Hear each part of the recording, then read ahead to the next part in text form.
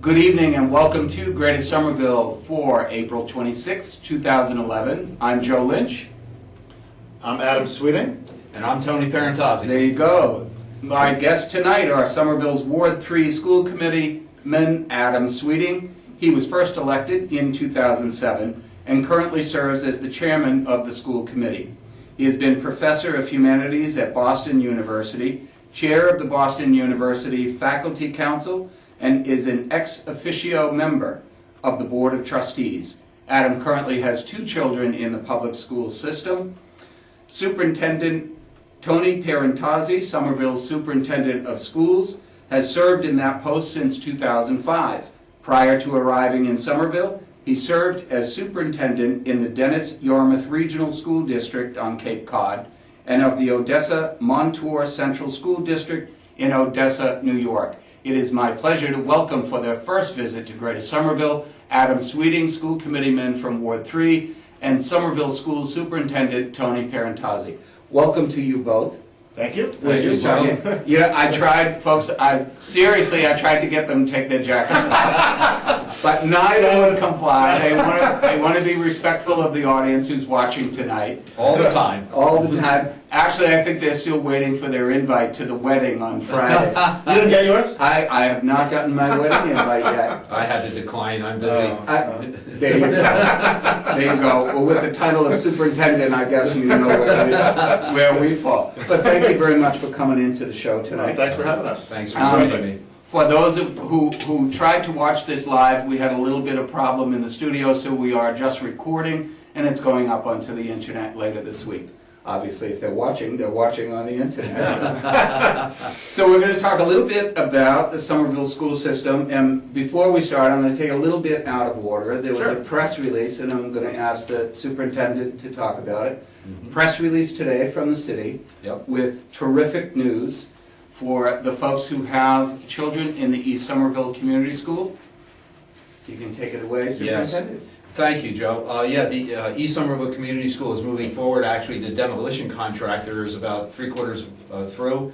July 1st, the CM at Rest contractor, Gilbane, will actually be on site and begin constructing the new school. It's not only good news for the school parents, guardians, and children, it's good news for the entire East Somerville community, because the East Somerville school, more than any other school, is truly a community center. Right. So we're going to be moving forward very quickly, and our date for opening the building is January 1st, 2013. Right. $33 million? $33 million construction project with an opening date of January 2014. 13. Yep. So terrific news for the kids? Yeah, it's great news. Terrific news for the parents? Absolutely. Yeah. It's going to be a state-of-the-art building. I brought a rendering. We might have difficulty showing it, but it's going to be gorgeous. We may have difficulty, but we're going to try to comply, because you took the effort to bring it down. So I'm going to just slide over, and I am going to try and put that right behind the superintendent, which shows a rendering of the new East Somerville Community School. And I think what it looks like is pretty much almost the same footprint. Same footprint. Right. The attitude of the building is changing. The main entry now will be on Cross Street instead of Glen. The administration will be on Cross Street. What used to be the administration will be the library. Classroom wings will stay the same. We're keeping the very nice auditorium, which will be totally refurbished, and the oversized gymnasium, which particularly our adults and older students really appreciate. Lots of light, very energy efficient, lots of a park-like entrance and a playground where the old entrance used to be that no one ever used. Bus drop-off and parent drop-offs to get off the street for safety. So it's really an exciting project. Now, I know many people were asking at the same time, is this you're going to try to do most of this as a green technology building? It has some green technology. There will be one green roof, but it won't be an active green roof. In other words, the students won't be able to go up there because it really was very expensive to, obviously it has to be safe. Right. The roof would have had to be reinforced. And so there's a couple of areas of green roof. But really, the greenness is in the natural light that will allow us to turn off electricity for lighting. and the heating system, which will be obviously state-of-the-art, and it will be totally air-conditioned. Terrific news for the Yeah. East Somerville community. And really the whole city. I mean, I think it's because this is such a central part of our whole district, and it will ease things up for us tremendously from a space perspective, and it's just to have everybody back in one place. It will Now, be really, really the exciting. kids will be coming out of the old Cummings School. You had to kind of disperse kids all Right. over the city. Yeah, we have students in 4 different places, as you said, the Cummings School, the Edgerly School, we have some of them at the Capilano, the kindergarten students, and we have some special education students at the Argenziano School, so we'll be putting them back together. We actually have maintained and actually increased the enrollment at the East Somerville Community School just a hair during this time, which is extraordinarily unusual, and it's a commentary on the quality of the students, their families, and the commitment to the East Somerville community. Well, I think, my opinion is it's a commentary on, your office, the educational system, the school committee, and the mayor's office, that the commitment was made. We're gonna bring it back. We may not get it back when you want it, but we're gonna bring it back. Yeah, So. and that was definitely the commitment from the day after the fire, the day of the fire, that we are going to rebuild in East Somerville. Well, good job. And Yeah. so Good it's, job. it's really And exciting. not to leave out, but the high school was recently named Mass Biotech School of the Year. Yeah. That's a good honor for the high school. Yeah, that's, Wow. when we received word of that, I mean, the level of excitement was palpable. And at the school committee presentation about 6 weeks or so ago, the science department came and presented to the school committee just some of the work that they're doing in the classroom. We get these updates from all of the departments, and all of our departments are doing such great work. But when the science department came in and they presented this stuff, the school committee members were like, wow, Yeah. this is just fantastic. Yeah. And just the level of commitment by the teachers, the staff, and the students. I mean, the students Yeah. are just eating it all up. Yeah. And it's really been great. And to see our school recognized in this way, biotech is along with higher education, those are one of the main growth industries here in Massachusetts. Right. And so it was really exciting. Well, let's keep the positive flow of the show going. How about our athletic teams? Oh, we had a great season. Did- The winter season was I've been here for 6 winter seasons. It was the best winter season we've had. All of our team sports made the state tournament. Yep. We have Our women's teams, women and our men's. cross country, Yep.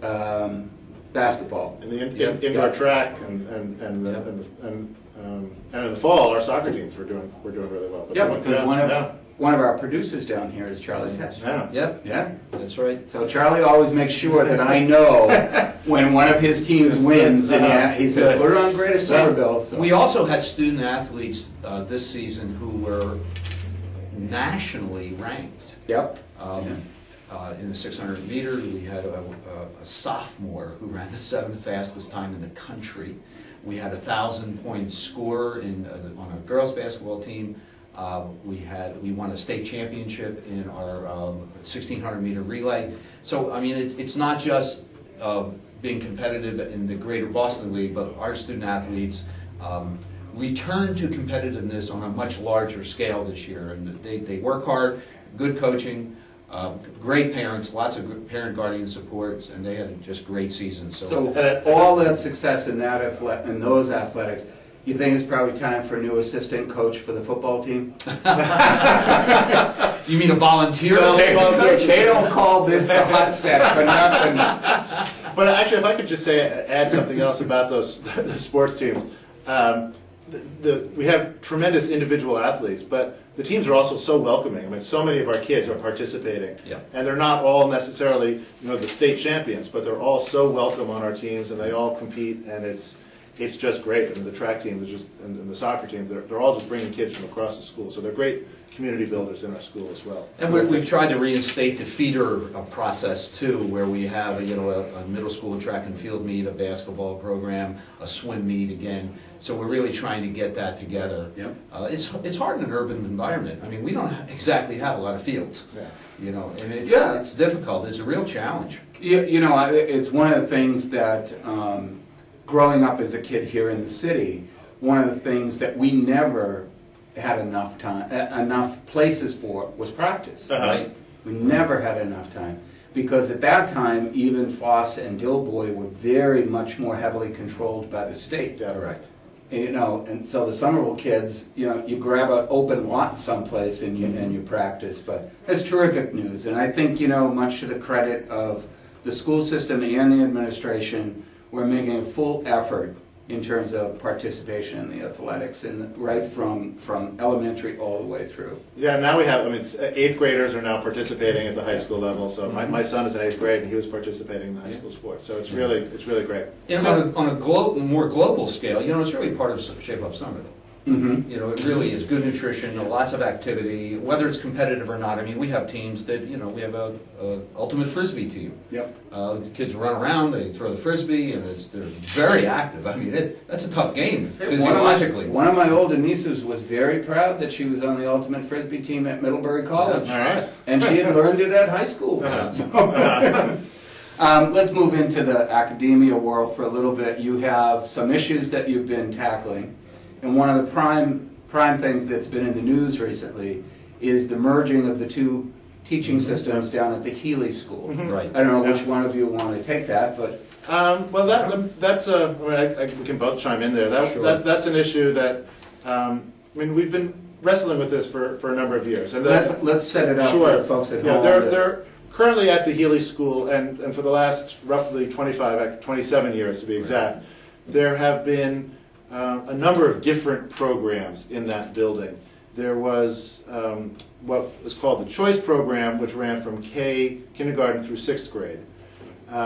There was a middle school program, which was 7th and 8th grade.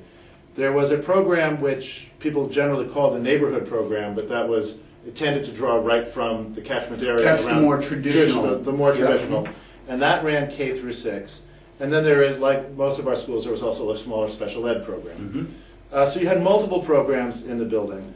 And it became difficult over the years to sort of build a unified school culture when you have everyone acting in complete goodwill and trying to do the best for their students, for their program. But there was still that separation. Yeah, it was difficult, and it led to tensions, not all of them deliberate, in fact most of them not, but it led to tensions, it led to frustrations, and it led to some questions of equity, about resources, and it also just led, is this the best way, because there's great things in all of these programs. I mean, the Choice Program is filled with energy and creativity, and the neighborhood program, energy and creativity, but directed in a different way. And so the goal here, I'm sorry, is to bring Choice it together. Program, as I understand it, the Choice Program was really where the kids and the parents were kind of setting the curriculum and saying, these are the types of things that the kids are interested in and should be learning.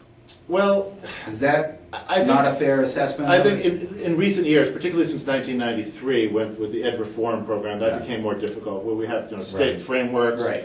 And so that sort of, so the Choice Program, it stressed and continues to stress, because it still exists, parental involvement. There was a lot of group work, project-based learning. It was initially founded as sort of a way to move against the traditional system of having students in rows. Right. But now many of our schools, in fact, all of our schools have moved away from that, and they did quite some time ago. So you mean they don't have the desk bolted down? No, they move them around. See, we always thought in the elementary school system that I went through, they bolted the desk because they thought we were going to steal them. But if I could, and then I think that we have just an incredible opportunity at the Healy School to set up an example that could become a model for urban public education. A model that draws on the enormous energy and talents of this diverse city, where we have artists, we have musicians, we have people who want to contribute and are able to contribute in all sorts of ways. We've got a great, diverse community that draws over 50 languages in our school district. And the opportunity to do something that could become a model for how urban public schools with these different constituencies, and we have to admit Somerville is a city with several different constituencies. So the Very much school so. committee and the superintendent and his staff and, you know, the other folks involved in education kind of saw the need that here we are 30 years later, after we instituted these programs, times have changed. And it's about time that we study this and look at it and say, is the program working how it was supposed to work? Right, And there were unintended consequences of it. that's correct. Yeah, I think that's a good way to phrase it.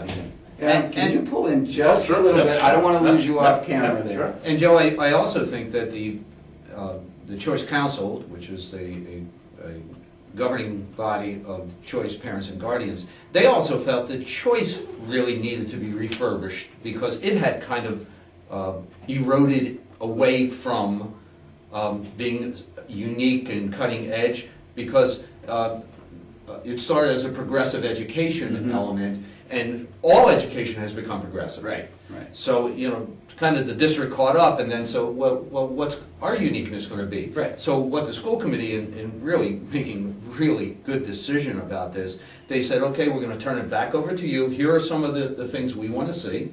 We want to see active engagement of children. We want to see creative and curious activities in the classroom.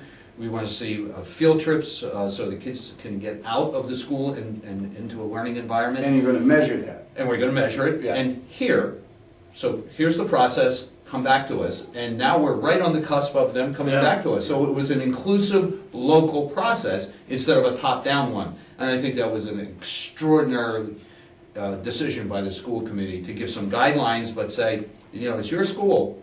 You tell us what you want it to look like. I always go back to the simple question of when we're talking about subjects here on the show. I always say, well, that's terrific that you liked it and you liked it. How about the kids? Yeah. Do the kids like it? Yeah. Well, I think the kids are, and I'm glad the way you phrase that, because we have to. It's all about children, and That's so what it's about. And so we have to make sure that our energies are focused on the children of Somerville. The sense I have is that the kids are just excited. They're doing great learning. There's just a great feel when you walk into that building right now. A real sense of energy. And frankly, people are also tired because they've been working really hard. I mean, there have been It's true. the number of meetings and school improvement council meetings and outreach, and they've formed a number of working groups and subcommittees. There's nearly 100 parents or so. I don't know the exact number, but it's an unprecedented level of family and parental and guardian involvement. I think it's terrific news, and let me just give you my experience. I grew up going to parochial schools, and even though there were Catholic kids who went to the public school system, I don't know if any of you remember this or you have friends who remember it, when Catholic school children went to church on holy days, the public school children were made to sit completely away from us. Really? Because parochial school children were treated completely different than public school children. So, from my sense, having two different types of program where you're trying to teach the same thing to the same level of children is kind of divisive, if you think about it. Yeah. So, well, good luck with the program. I hope it. Yeah, we're not live, but 2 nights from tonight, we're going to be hearing from the Healy School Improvement Council with their most up-to-date plan, and their first draft was really exciting and promising. So that's Thursday, the 28th of April. Yeah. And just a very short answer to your question about the students, because they are a key element. Faculty members and students are the ones who are in the school the longest period of time and the most hours. So they're the two groups, and the school committee made sure it created a process that surveys and questionnaires and input from students and faculty were held in very high regard. So we asked the kids. the kids were sort of stunned at first. You want to know what we think? And, you folks almost have to become marketeers too. Yes. You have to be marketeers to the kids to get them to understand why you're making certain changes within the school system. Yeah. Speaking of changes, there was something that I just thought of, and it'll come back to me. So let me just keep babbling here for 2 seconds. Speaking of which, do we see? Somebody asked me to ask you both this. in 2010, 2011, are we still seeing a drop in the number of enrollments in the public school system in Somerville? Well, the superintendent has the most up-to-date data on this. Yeah. So. Actually not. Yeah. We are in the process of registering our kindergarten students. We now have 432 students registered for kindergarten in September of 2011. This time last year we had 363. Significant increase. Yeah. A significant increase. And typically what happens is your official count for schools on October 1st. Mm-hmm. Since I've been here, the October 1st count as compared to the June 30th count of that year has always been lower than your October. Sure. You know, it's our current count is higher than our October count. Mhm. So we're holding more students, whether they're new students coming in, because we're a mobile school district. It's not like the old days where 20 kids start and 20 kids finish. Right. We might start with 20 students and we might end with 20, but a teacher may have had 32 during the year. Right. But we are reversing that trend, and it's good marketing. I think the school committee is committed to making the public schools in Somerville the choice for good reasons. Good education, lots of activities, art and music that you can be proud of, many clubs, and as many school districts have really kind of focused down on English, math, social studies, and science, we have kept our broader view of the whole child, and the school committee and the mayor and the board of aldermen are to be commended for that, because we never know what we're going to earn a living doing. That's right. Yeah. That's right. Lots of artists and actors and other individuals other than engineers earn their living in many creative ways. This is why they call it the hot set, Tony. I would rather see them get engineering degrees and then go into acting. It's a lot more, it's better for them to fall back on an engineering degree. I totally agree. Well, a lot of our students can get engineering Yeah. degrees because of our great science program and our vocational and technical program that we have. So. We believe in 100% Yeah. college readiness. Yeah. And of course, we're a fully comprehensive high school, so we have vocational technical programs. So it's not a put down for a student in our automotive shop or our cosmetology shop, quite the opposite. If that's the career they want, that's great. But what we want is for them to have the skills of not only being a cosmetician, but being a manager and eventually owning their own shop. Well, let me not tell a story out of school, but I don't know if you know, but Matt Damon's mother was on the show. She's a professor over at Leslie. Yeah. And she did tell me a story, and it's okay, I can tell it. The one thing that she has always said to Matt Damon is, should have finished your degree. Now, there's one of the most successful actors in Hollywood making mega millions, but mom still says to him, you should have finished that degree. The secret to it Pretty looks won't last forever, Damon. and the secret is options. The That's more right. options one That's right. has, the more success you're going to have in life. That's And- right. Because you never know. You do something. I myself taught for 16 years and then left teaching, did other things for 3 or 4 years in the middle of my working years, and then went back because I missed it. But I had other options. Yeah. Well, speaking of teaching, let's get to the nuts and bolts. We probably have about 5 to 8 minutes left. The nuts and bolts of the budget season. School committee, yourself. One of your favorite times of year, Tony. I know, I can just tell when I see you on TV, it's just torture, but you got to do it. Absolutely. And what does it look like this year? You're going to take a hit in terms of the amount of money coming from the state, or? It's going to be a difficult year. And this year, it looks like our state monies are going to be relatively the same, but the federal monies are down, way down.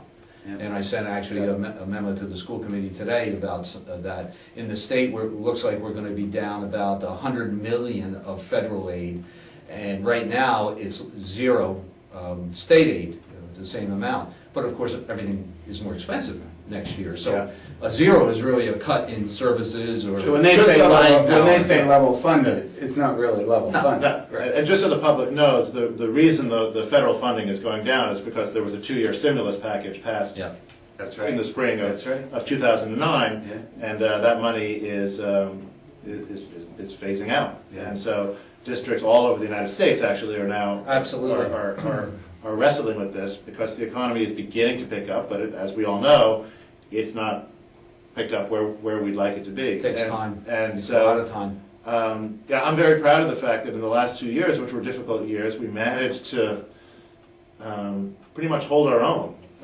without cuts to programs that we value as core programs and as core central to what we do. And I'm hoping we can keep doing that. Yeah, the Department of Education just released something today, and I think it was the Secretary of Education, not really being critical of his boss, but saying that cuts in early childhood education are stupid.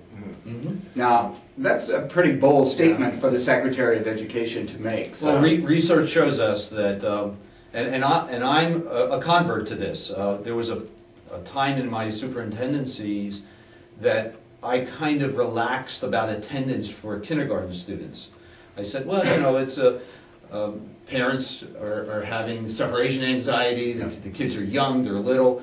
Well, some of the research that we've done coming from the West Coast that is showing us that kindergarten attendance is one of the clearest predictors of failure and success in schools. Yeah. And so now I'm a bear on it. Yeah. And so I agree with the Secretary that the earlier we educate, when a child enters kindergarten, if they can be education ready, and when a child enters first grade, if they can read at grade level and do math at grade level, their chance of success doubles. What's that old adage, Tony? If you lose them early, you lose them forever. Absolutely. Yeah. And we've really as a district placed great emphasis on really zeroing in at the early grades and making sure that we're catching all of the signs, that we're seeing all of the signs that research bears out that lead to future difficulties. So yeah, we're really on top of that. I don't want to bounce all over, but we've talked about early education, middle school, and the high school. But back to the high school, when is graduation date this year? The first Monday of June. First Monday of June, June 6th. Yeah. And last day of school? The last day of school for elementary students is the 28th of June, very late. Wow. And for high school students, it's a day later because we had an electrical problem in February at only that school. Yeah. And so we're right on the cusp. No more cancellations can happen. No more floods at the high school. No more floods. No more snow. No more snow. All right. I think we're past that. I think we're past you know, these kids are going to hold you to it. They're going to hold you to it. They're not going past the 28th of June. The superintendent said it won't snow. So the number one question I get and the hardest decision I make. That's right. That's right. But you know, the reason I'm asking that question is a lot of these seniors are coming out. Some of them are going on to higher education, and a lot of them are going to be looking for part-time jobs. Do we have a resource center in the city for the small businesses in town that can call if they have openings for the summer jobs? If any small business owner or any business owner in the city has need for summer employment, they can call our high school, they can call my office at Guidance counselors. Yeah. We'll all funnel it for the students. So remember that, you Somerville business owners out there, and even people who are watching it who are not Somerville. Somerville's graduating senior class is June 6th. Yes. June 6th, but they're probably out looking for jobs now, so give the Somerville school system a call. And those seniors are great students, and they will make fabulous employees. We've had this senior class has just shined. 3 full scholarships to Harvard, 6 students getting into Tufts.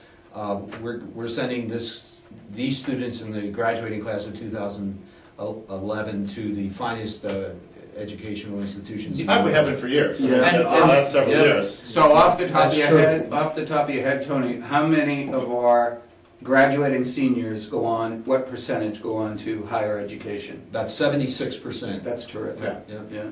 Because I think Somerville probably at some point was down around the high 40s. Yes. And that's with a fully comprehensive vocational technical program. Actually, our Voc Tech students go on to more at a higher percentage. Yep. They're over 80%. But many of them are 2-year technical schools, but it's great education. Speaking of which, last year we had the valedictorian and the top honor student from the vocational side on the show. Oh, good. So whoever that turns out to be, please pass on that they are more than welcome to come back on the show. Definitely on the show, and we'll give them a pump. Yeah. Listen, we're running out of time, but I want to thank both of you. Adam Sweeting, Ward 3 school committeeman and superintendent of Somerville Public Schools, Tony Pierantozzi. This is Joe Lynch for Greater Somerville. As always, stay safe and stay informed.